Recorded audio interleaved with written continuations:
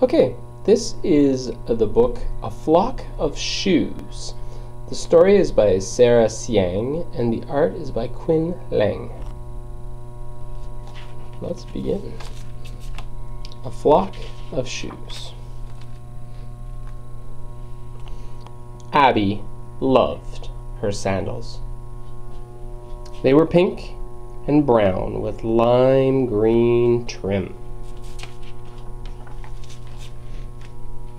They were perfect for running and walking and skipping and jumping. When she hopped in them, she felt as light as air.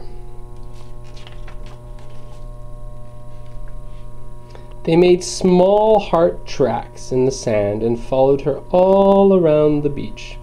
They invited the wind to come and kiss her toes. Abby and her sandals had a wonderful summer together. I can see the word summer in the leash. But when fall came, her mother tried to take them away. "Your feet will be too cold. Your sandals are getting worn. You're starting to outgrow those shoes." "My mom is full of nonsense." But Abby's mother was often full of nonsense. One bright fall day at the park, Abby was swinging with her favorite sandals on. She was swinging higher than she had ever swung before. She swung so high that her sandals flipped right off her feet. First one, then the other. But her sandals didn't land with a plop on the sand. Plop. And her sandals didn't land with a thunk on the grass. Thunk. Her sandals flipped and flopped in the sky, pretty as birds, and joined another couple pairs of sandals, all in a V.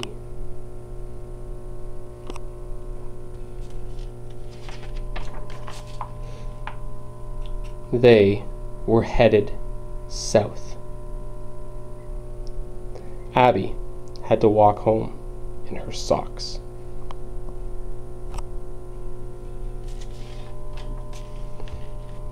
And when she told her mother huffed about fibs and got out Abby's brand new boots.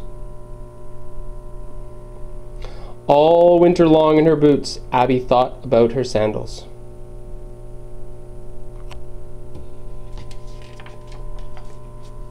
She wondered if they were making little hearts in white sand. She thought about how the warm wind liked to tickle her open spots. She hoped they were getting enough exercise. Oh, look, she got a postcard. I wonder what it says and who it's from. Here we go. To Abby. Wish you were here.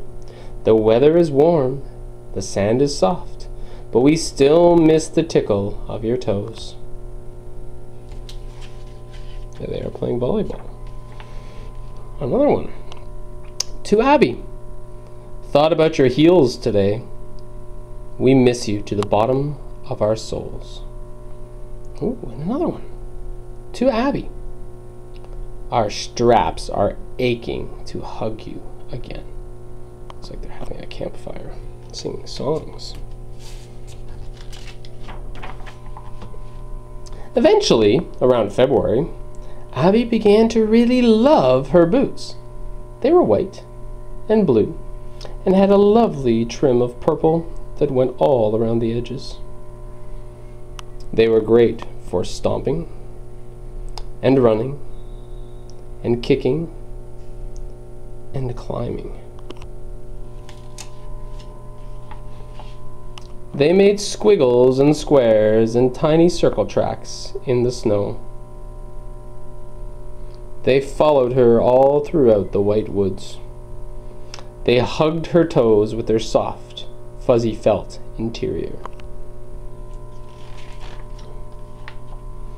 Then, one warm spring day, Abby was putting on her sunscreen, and she heard the whistle, woo-woo, of the northbound train.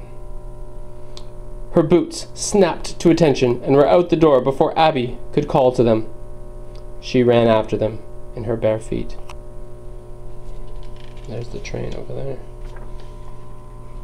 But they were already joining a line of rugged boots, running and hopping on boxcars as the train chugged by. The sweet sound of harmonica music and the beat of stomping boots floated on the breeze. Abby sat in the new grass and waved sadly to her beloved boots.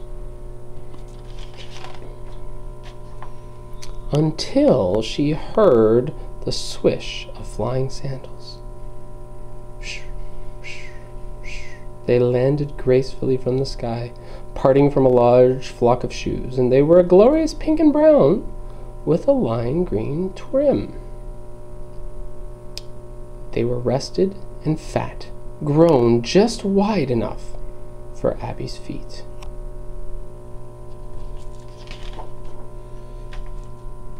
That's curious. Another postcard. To Abby. Early nights and gorgeous lights, but we still miss the warm wiggle of your toes. Hope to see you soon. And that's the end of Flock of Shoes.